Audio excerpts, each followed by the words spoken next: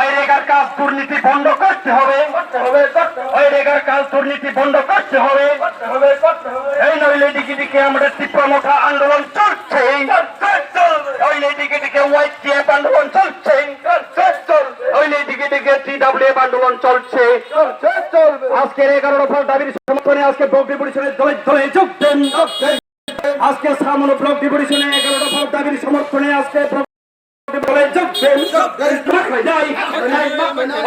দুর্নীতি বন্ধ মাখাই নাই,